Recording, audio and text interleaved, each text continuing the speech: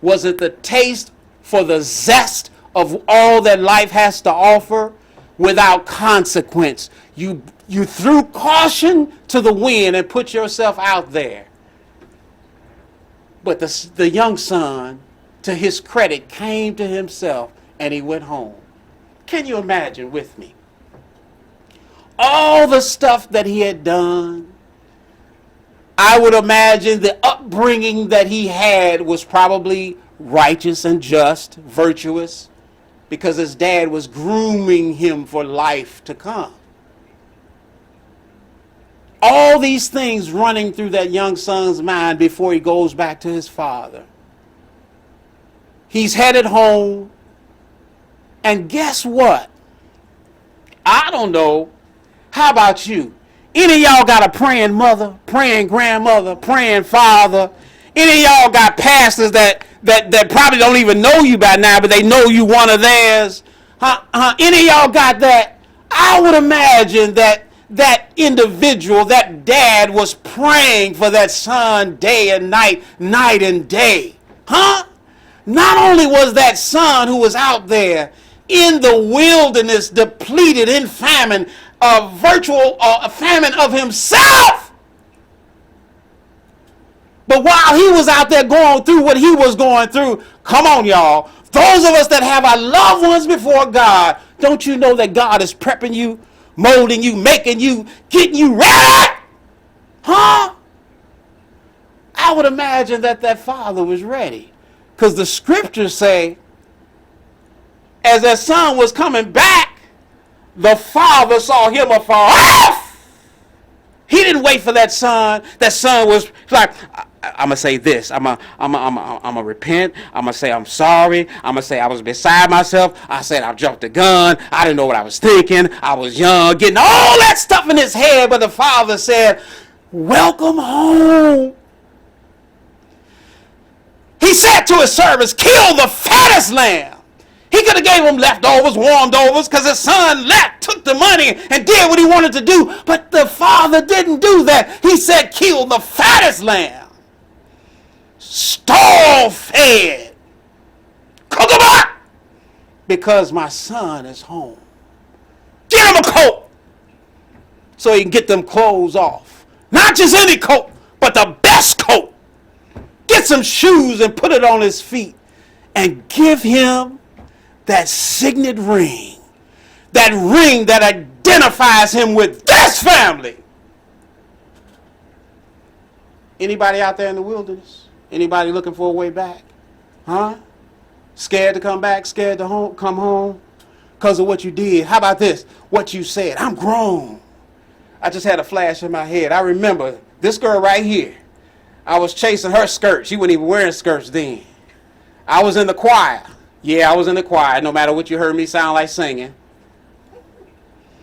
Had to go to rehearsal. It seemed like every time her and her family decided to go somewhere, it was a night that I needed to be a part of what was happening in a church or in choir rehearsal somewhere. They used to go to the Chinese restaurant. They would go out and hit the road or wherever. Seemed like on the days that I needed to be somewhere having to do with finding myself in right standing, I wanted to go. Anybody know Bixby? Tell me how to shut it down, I'll shut it down.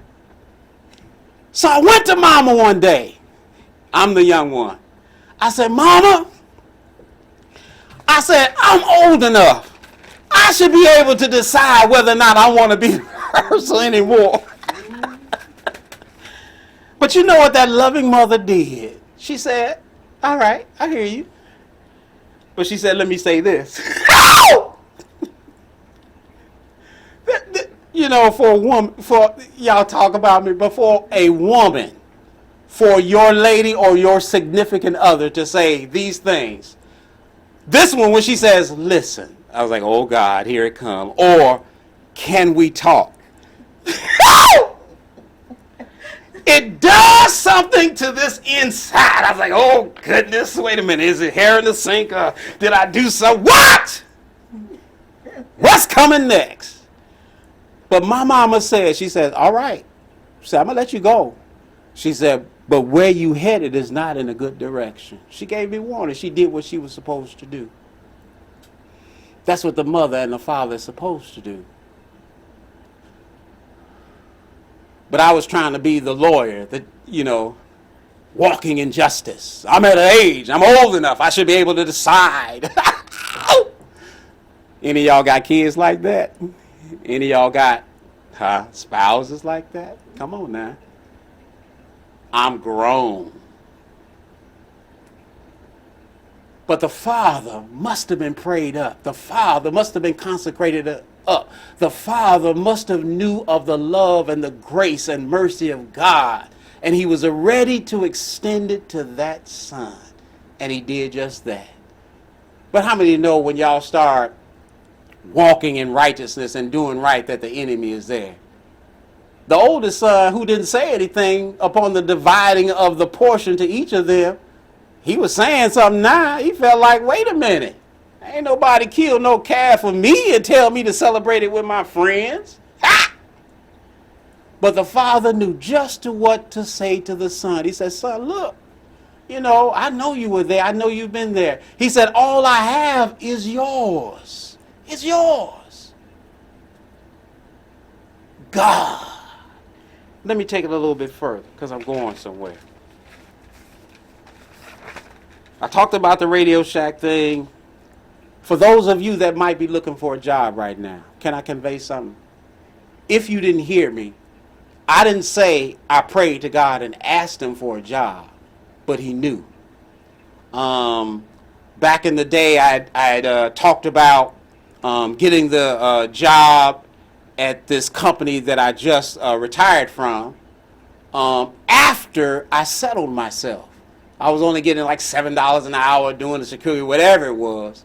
And this day I got emotional because I told you I do walk around looking up at the ceiling. On this day I got beside myself. I started talking to God. I was like, God, what is this? Walking around, going to these spaces, making sure the door's locked, running through the halls because some of it was dark and I didn't want to be in the halls by myself. But anyway, running through the halls, checking the doors to see if they locked. And then I got to the elevator, lobby. The elevator lobby one day. And for whatever reason, I had cut off black gloves on. The kind where it's cut above the fingers and just covering your knuckles. So I'm telling on myself. So as I was standing in the elevator lobby, I started punching on the wall. It's just me, my big tall radio. I don't know if y'all remember the walkie-talkies they used to carry back in the day. I had this big tall walkie-talkie and a ring full of keys. Off to the side, I probably laid it on the floor, but I'm punching the walls to display my disgust for where I am. I had been at that Time Life building for already a couple of years then, and making only that an hour, and ultimately before I left doing 12-hour shifts, and I didn't think it was right. So while I was punching the wall, yes, I'm telling on myself. I looked down on myself at what I was doing, and I got a hold. Just like that young son did. I came to myself. I almost had to chuckle. Said, what are you doing? And I stopped punching the wall. And I said, this is the conclusion I came to.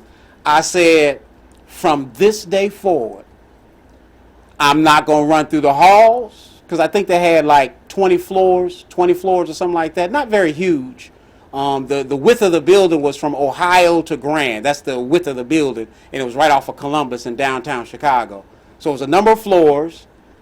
And I said, I'm going to stop running through the halls because there were a bunch of businesses. You had to go to the business with your scanner, scan in to show that you've been in the area and to check the door to see if they were locked. And like I said, some of those halls were very dark. And I didn't want to be there. It was already dark. I'm the only one there. It's night. So I would run through, hit the doors, and get out of there. But I said, I'm going to stop running through the halls. I'm going to scan the barcodes like they needed to be scanned. And I'm going to check them from this day forward. Because you know what came to me also? I was like, I agreed to do this job. And that's where I was going. Everything I just said was leading up to this. Before you leave where you are, have you done what you committed to do there? And have you done it with excellence? Not because today, instead of being off, the supervisor is around all the time. No, like I said a few days before, do the job as though someone is watching you all the time. All the time. That doesn't mean you can't have some time to yourself. Sidebar. I've told, I think, members of my family, strangers, we work on some of these retail jobs. And look, dealing with the public is more than an ocean. Especially if you're waiting on them, serving them, giving them their coffee, giving them their donuts, giving whatever. You're hand to hand and they're right there. And sometimes their disposition isn't all of that. Can I just say that? And sometimes, because I told y'all, I'm telling on me today, sometimes you want to express yourself. And all the time what you see in expressing yourself ain't positive.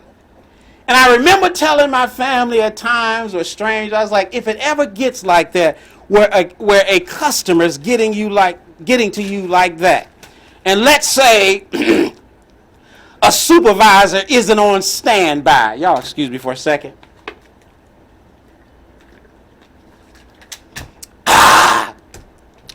And that supervisor isn't on standby. What's wrong with excusing yourself from that current environment? Because you see where it's about to go. Either you're about to bring war or they're about to bring war. But what's wrong with excusing yourself from that environment? Say, step away. And I might have said this in one of the videos, but if I did, I'm saying it now. And forgive me, neighbors, for what I'm getting ready to do. You go in the back room, or you find a place away from that customer, because you feel the heat building up on the inside. I don't know what some of y'all do. I remember growing up, my sister used to get cans of vegetable. When she would get mad at us, she'd throw a can of vegetable at us. I can visualize now the gash that's in the back door leading to the porch right now from one of the cans she threw at us. But myself, when I feel that pressure building up on the inside, y'all know I'm not quiet when I get behind the mic or in front of this camera I'm not familiar with. But I go in the back room. Get it out! Holler! Smack your own face, whatever you need to do. Call the name of the Lord as loud as you can. And then come back. So, where were we? Oh, you wanted to ring this up. Y'all see where I'm going? So, before you decide to drop a job because you feel like, have you gotten everything that you need to get from that place that you agreed to work? One of the things I wrote down on this page, it says, ask. Ask who you believe in, your higher self, the Lord, Spirit Divine. Ask, where is the best place for me? And I'm messing with y'all. Wait for an answer. Let him know. Let Divine know. You want to be the best you can be where you are. Because can I tell you a secret? He's got your back. He's got your back. Now that's enough on the secular side. Or at least the natural side when it talks to job. Now I want to mess with relationships.